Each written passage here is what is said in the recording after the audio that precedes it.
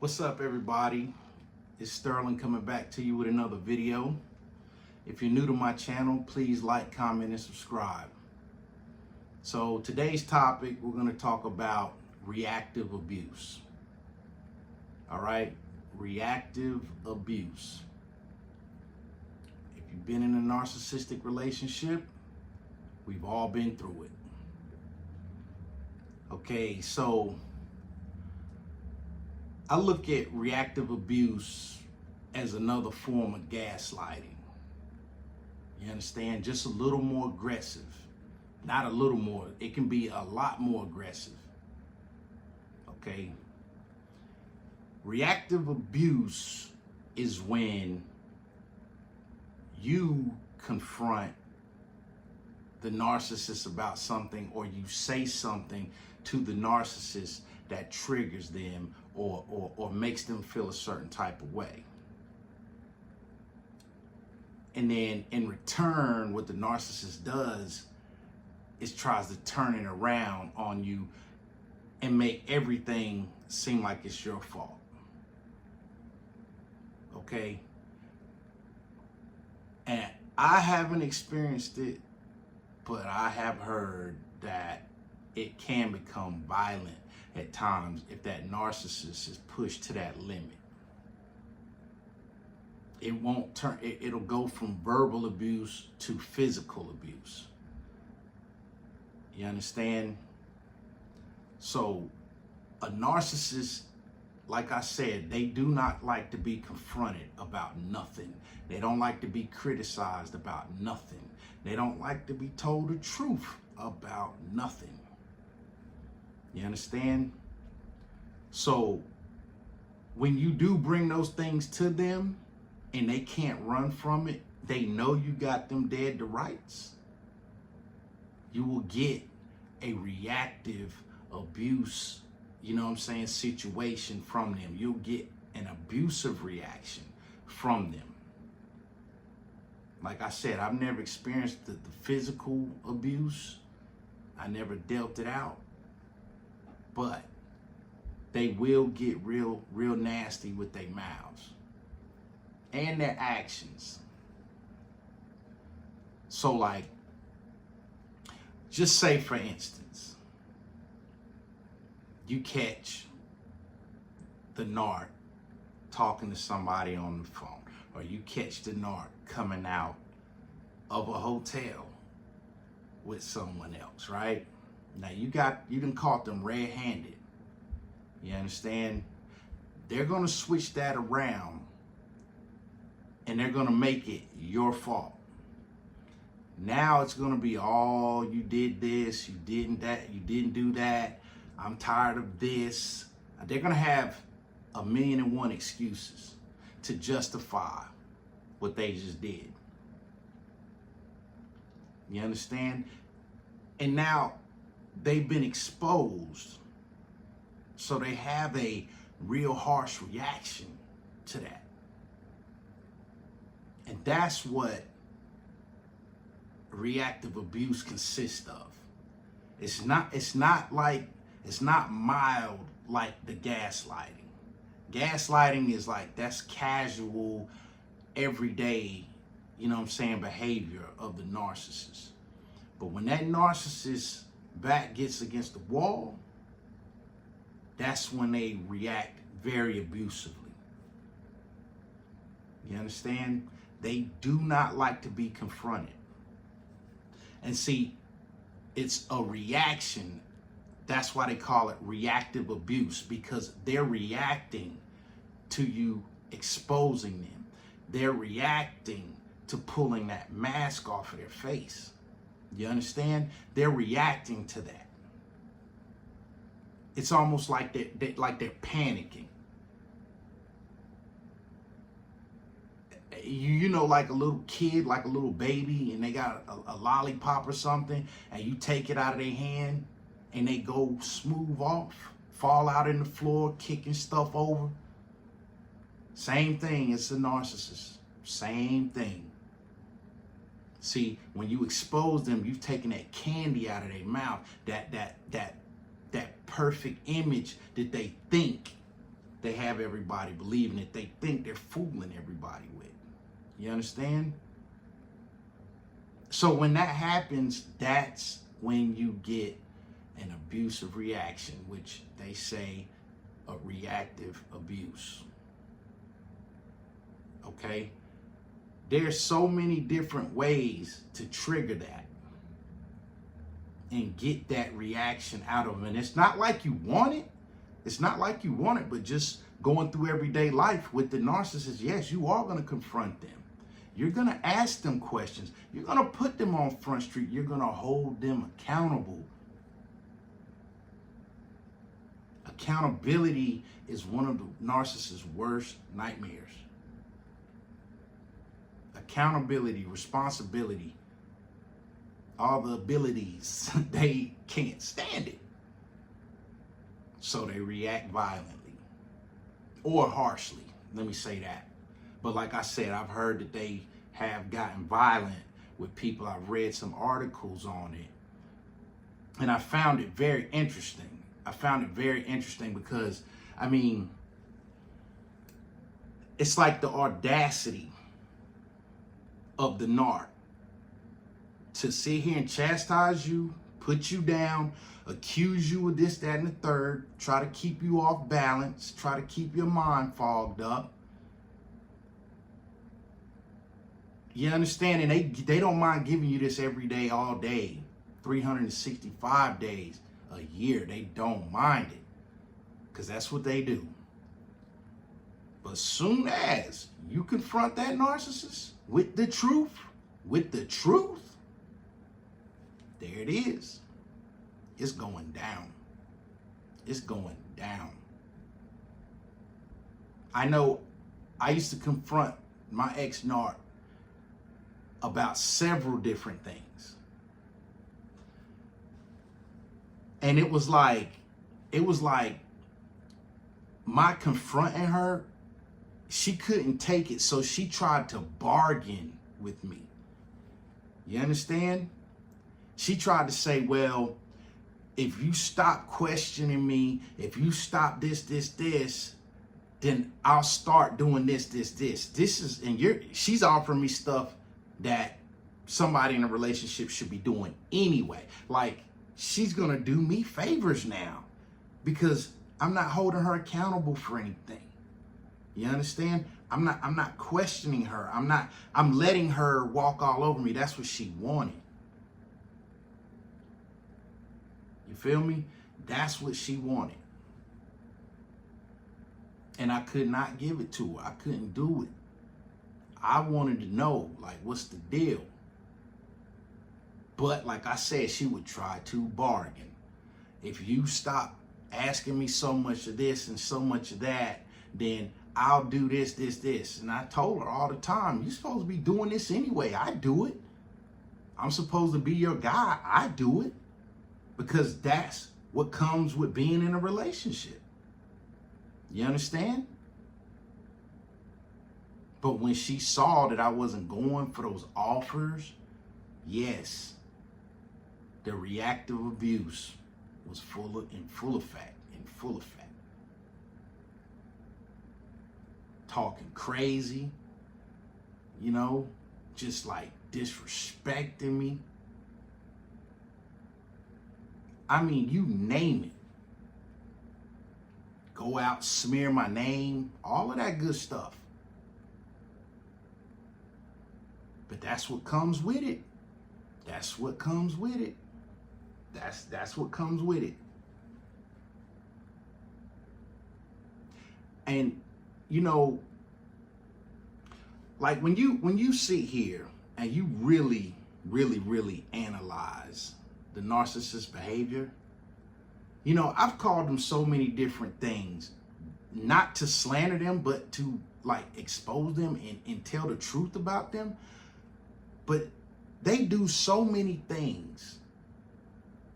It makes you question, like, what is really going on in your head? You don't want to be confronted. You don't want to tell the truth. You understand? You don't want to be held accountable for anything. Everything, it's mandatory, my fault. If I get up and I breathe in the morning, it's my fault. If I don't tie my shoe the way she thinks I should tie my shoe, it's my fault. If she fails a test at school, it's my fault. If her job was late paying her her money, it's my fault.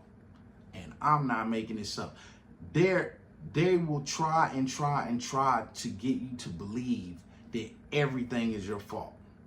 Was I perfect? Nope. I'm not going to sit here and tell that lie. I could have done a whole hell of a lot better in that relationship that I did. You understand? I could have, but I didn't, and I chose not to.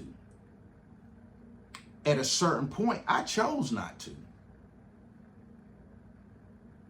Because it came to a point where I recognized it's not getting reciprocated. So why should I be the good guy and let you do what you want to do and how you want to do it and say what you want to say and me not confront you or do whatever I do? But it's like that. How dare you disrespect me? How dare you call me this, that, and the third? How dare you do that? I'm the narcissist. That's what I do to you. And you're supposed to sit back and take it.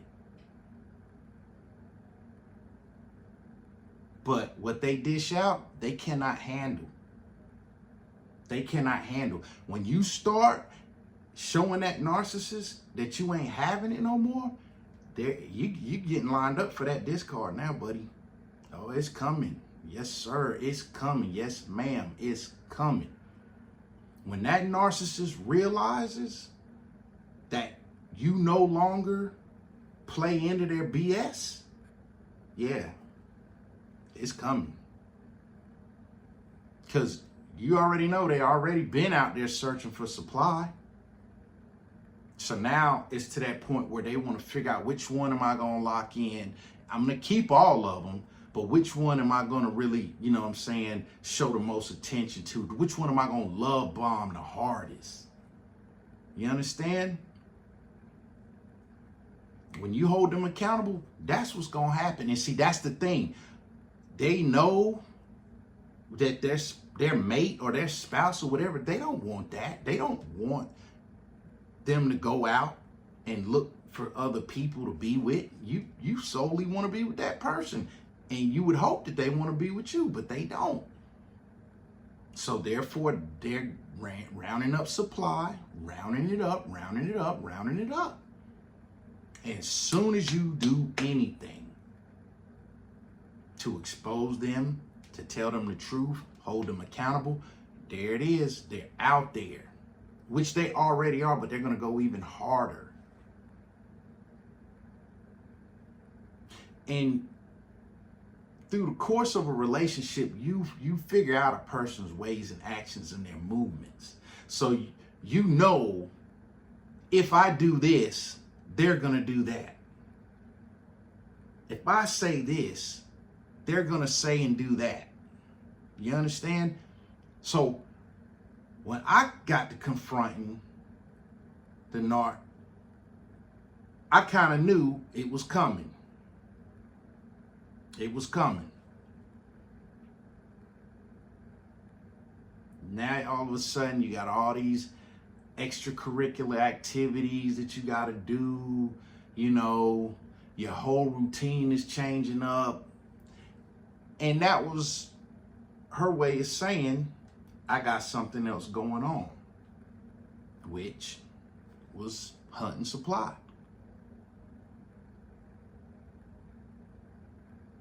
And that's another form of reactive abuse. She's reacting, or he's reacting, whatever the case may be. They react in irrational ways because they're rational people, okay? That ain't no secret. But you'll see it firsthand. You'll see it firsthand. And it don't feel good. It don't feel good at all. It does not.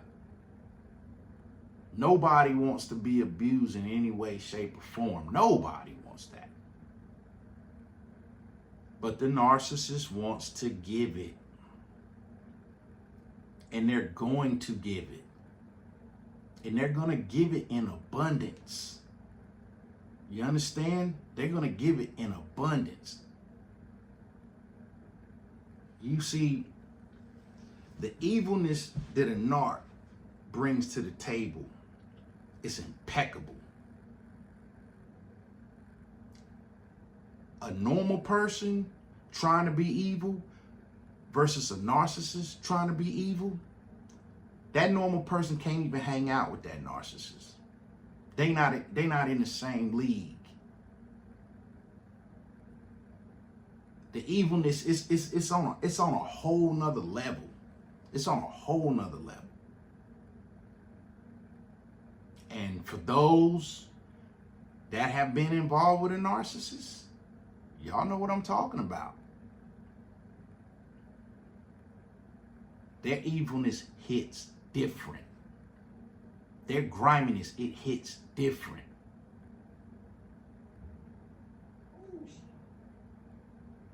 So, you have to be mindful. If you think that you are with somebody and you really haven't gotten to that point where you have put them on Front Street, where you have told them about themselves, where you have tried to hold them accountable, and you haven't reached that, hey, tread very lightly. Tread very lightly. Because you really don't know how that person's going to react, whether it might be violent or it might just hurt your feelings. So you might feel something you don't want. So if I could talk to me 4 years ago, all of that bullshit that she dished out to me, instead of reacting, I would have started planning my exit. You understand? And that's the advice I can give all of yous out there. Don't react. I know, and I say this a lot, and it was hard for me not to react to at a certain point when I seen what I was dealing with. I had to stop reacting. I had to stop.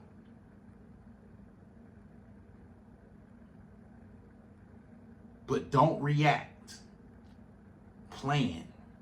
Take that same energy that you was about to go back and forth with this narcissist with, take that and start planning your next move.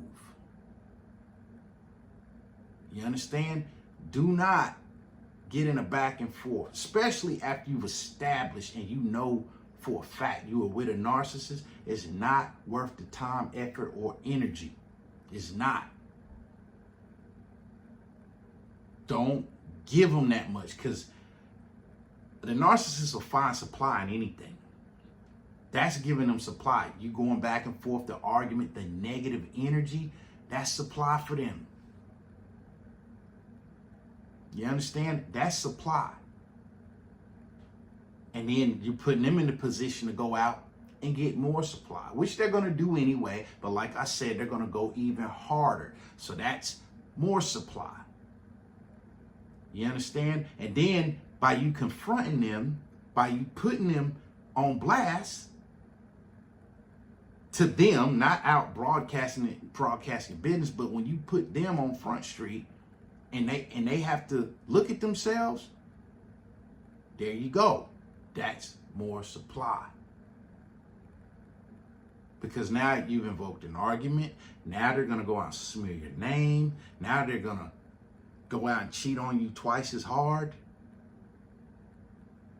Now, if they were helping you, like with bills, which they should have, if y'all are living under the same roof, they should be helping you, but they will stop. All of that comes with it. Reactive abuse. It's real, y'all. And I haven't heard a whole lot of people talk about that. And I am going to tell you the truth. Somebody, the subscriber, asked me would I touch on this. And I was like, that is a damn good topic. Because I experienced it tenfold. Tenfold. And it's no joke. And you can get in a lot of trouble. Or that narc can get in a lot of trouble. And let me tell you something. Let me tell y'all something. Let me tell you something. That narcissist is not worth your freedom, your sanity, your effort, your energy. They're not worth it. They're not worth it. So think hard, think logically, think rationally, something that the narcissist does not know about. Yeah, they'll engage you with negativity. They will engage you all day. They will go back and forth, back and forth, back and forth. It's just another form of supply. But do not sacrifice your freedom, your mental health. You understand? Anything that's good for you, don't sacrifice it for them. Because once you're behind bars or you're sitting in the nut house or wherever you end up, they're still going to be with that new supply they've been grooming and love bombing. Talking about you like, see, that's why I'm not with them anymore. Because, look, he or she was crazy. Look, they sitting in the loony bin now. They sitting behind bars because they hit me or they bust my windows or any dumb shit. Don't stoop to that level. And I'm sitting here talking that shit, y'all. But I was there where I wanted to do all of that. I wanted to do all of that, but my rationality saved me. Support systems saved me from doing those things. Yeah.